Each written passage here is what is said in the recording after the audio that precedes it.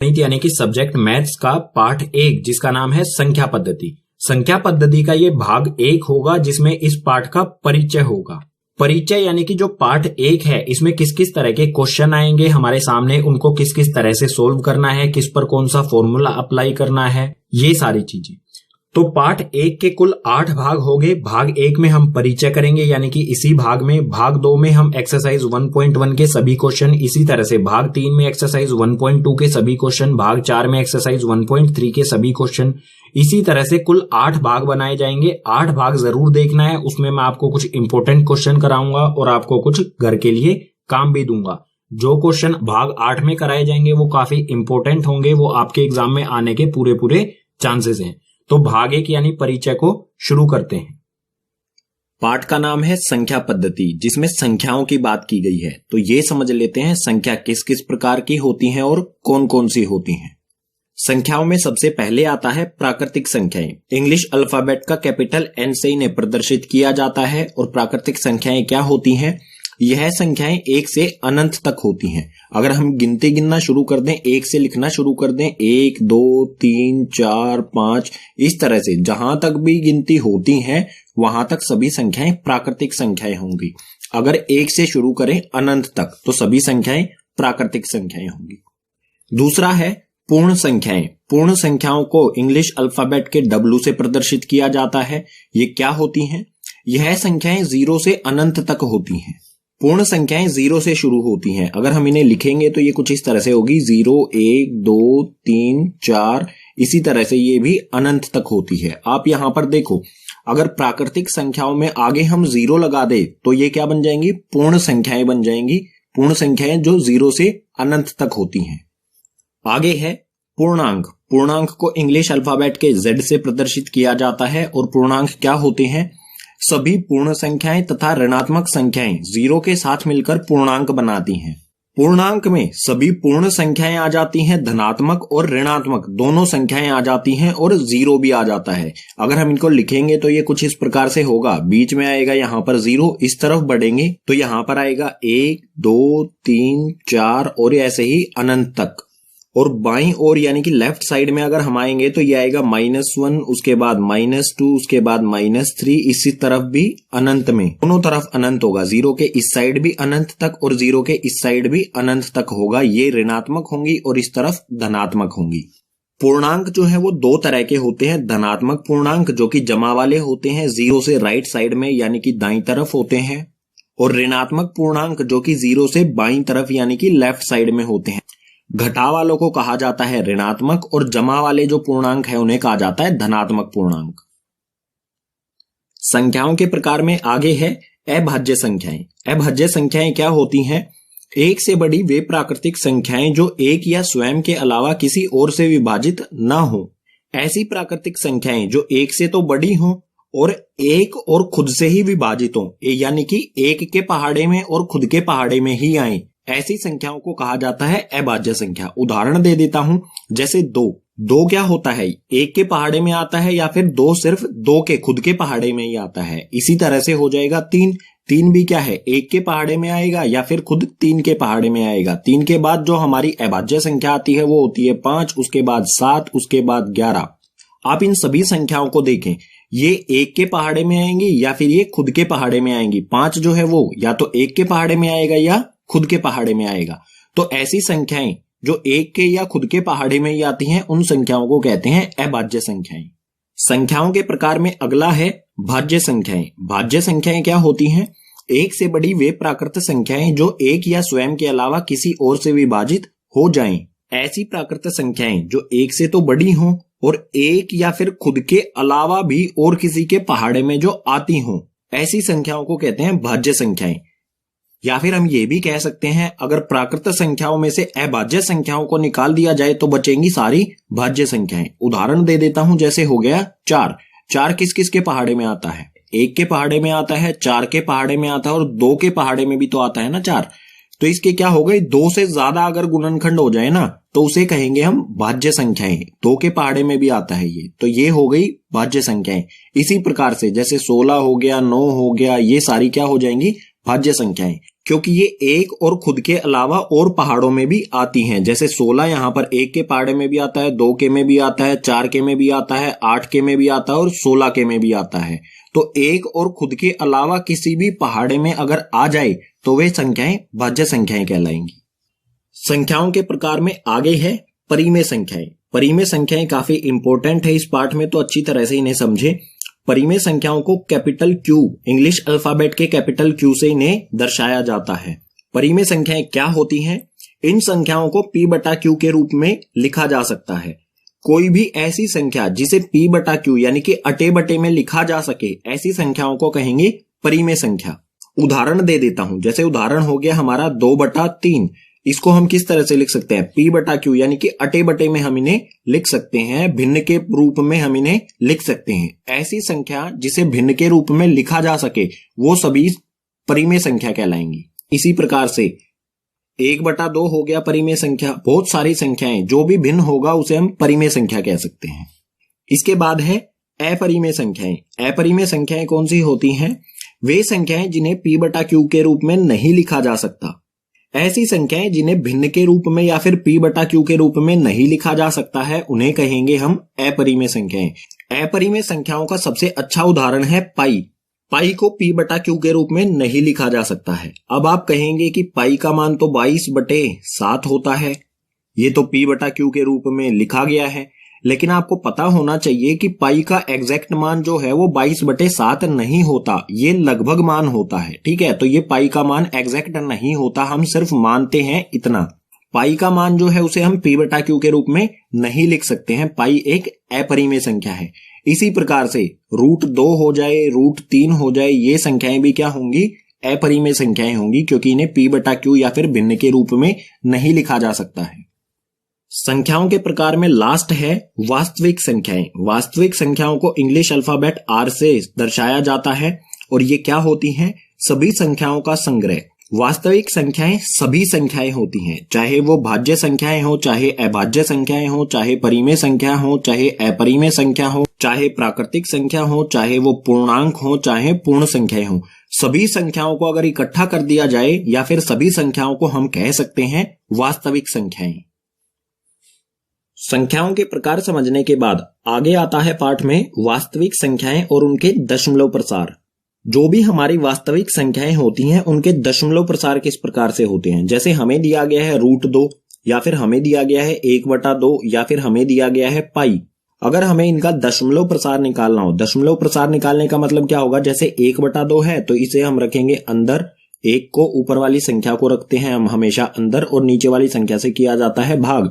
अगर हम इसे भाग करें तो दशमलव प्रसार यानी कि जो उत्तर आएगा हमारा वो किस प्रकार से होगा?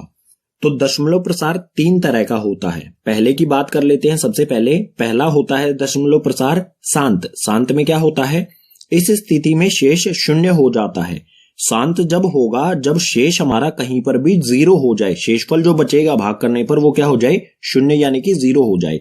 इसका उदाहरण ले लेते हैं। इसका उदाहरण हो जाएगा 1/2। इस स्थिति को अगर हम हल करेंगे तो भाग करना पड़ेगा। 2 जो है बड़ा है 1 से, तो 1 के पीछे हम यहां पर लगाएंगे 0 और 0 लगाने के बदले हम यहां पर क्या करेंगे? 0 लगा के पॉइंट लगा देंगे। भाग करना तो आता है ना, बिल्कुल आसान होता है। अब 2 के पहाड़े में 10 कब आता है? 2 के पहाड़े में आता है 5 पर 2 पंजे 10। 10 में से 10 गए तो 0। हमारा शेषफल में क्या आ गया? 0। अगर हमारा 0 आ गया तो ये हमारा 0.5, जो हमारा उत्तर आया वो क्या हुआ? 0.5। हमें कहीं ना कहीं जाके एक परफेक्ट उत्तर मिल गया, परफेक्ट आंसर मिल गया। तो इस प्रकार के दशमलव प्रसार को कहा जाता है शांत या फिर शांत दशमलव प्रसार। दशमलव प्रसार में दूसरा है अनवसानी आवर्ती। अनवसानी आवर्ती को अशांत आवर्ती भी कहा जाता है। क्यों कहा जाता है ये समझेंगे। तो ये क्या होता है? इस स्थिति में शेष की पुनरावृत्ति होती है। जैसे पहले वाली स्थिति में शेषफल 0 आ गया, लेकिन अशांत आवर्ती या अनवसानी आवर्ती में क्या होता है? जो शेषफल होता है बार बार वही रिपीट होता रहता है। एक के बाद मतलब कुछ स्टेप्स के बाद वही शेषफल हमारे सामने फिर से आ जाएगा। उदाहरण ले लेते हैं। उदाहरण हो जाएगा 1/3।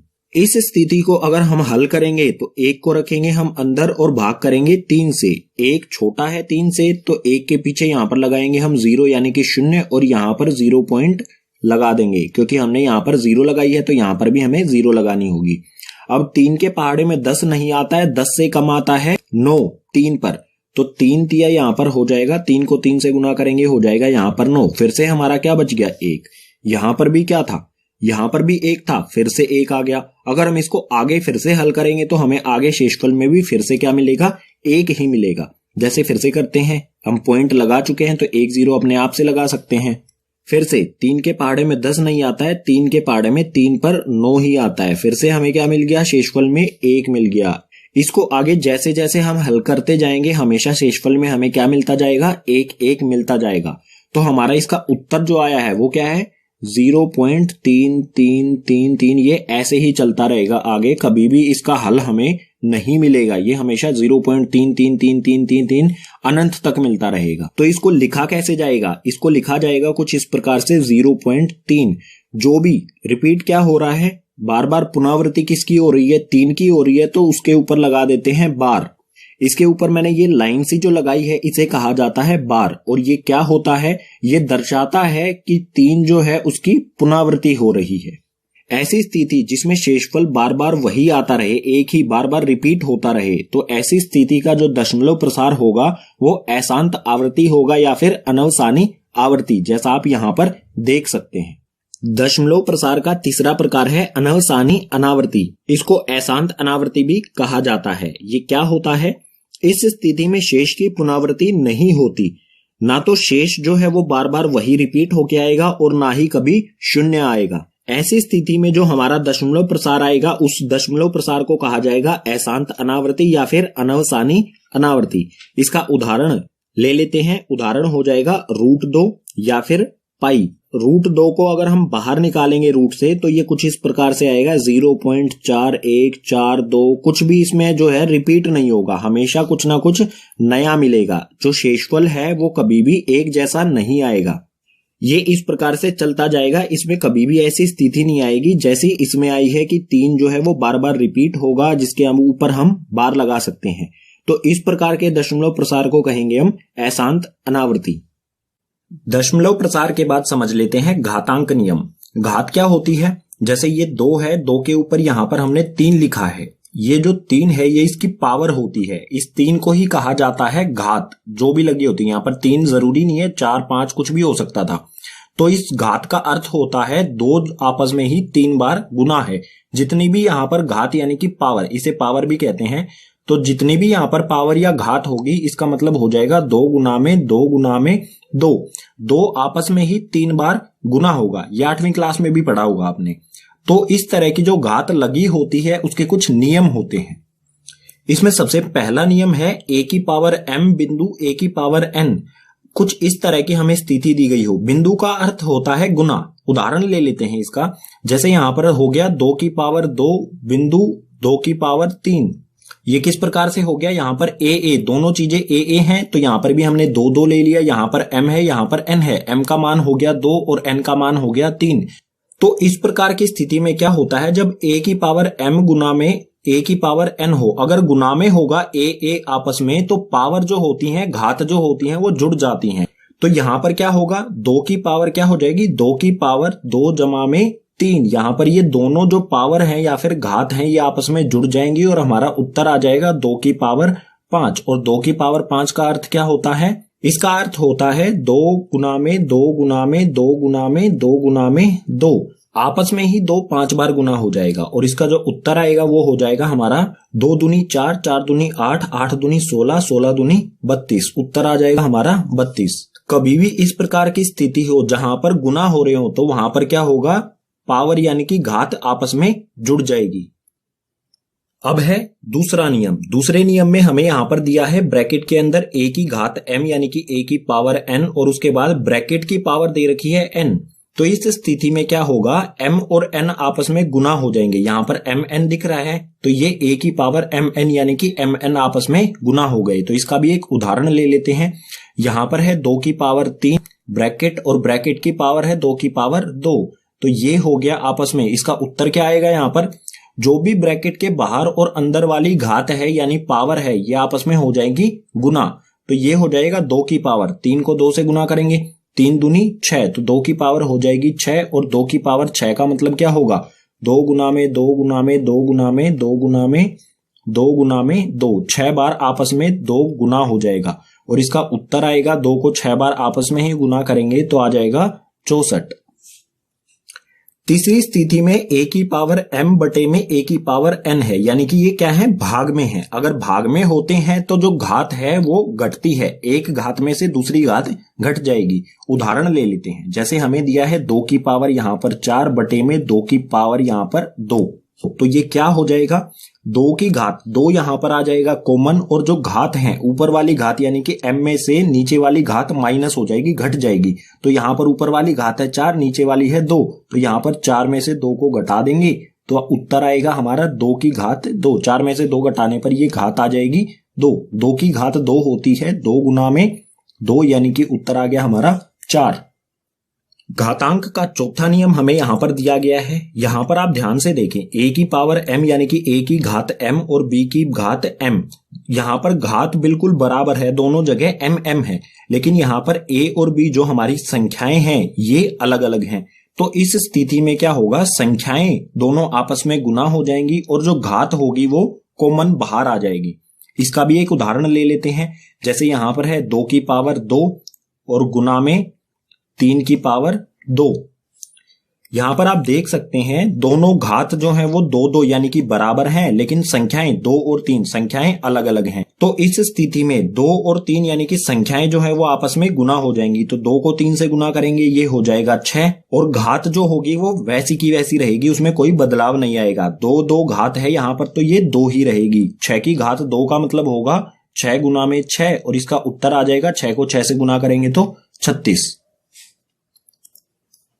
इसी के साथ भाग 1 यानी कि परिचय इस पाठ का हो जाता है समाप्त। जो भी चीजें हमने पीछे पढ़ी हैं इन्हीं का इस्तेमाल करके हमने सभी प्रश्नों को हल करना है। उम्मीद करूंगा सभी विषय आपको समझ आए होंगे। अगर सभी विषय समझ आए हैं तो इस वीडियो को अपने क्लासमेट्स के साथ ज्यादा से ज्यादा शेयर करो। कोई सुझाव देना चाहते हैं तो उसे कमेंट करो, और इसके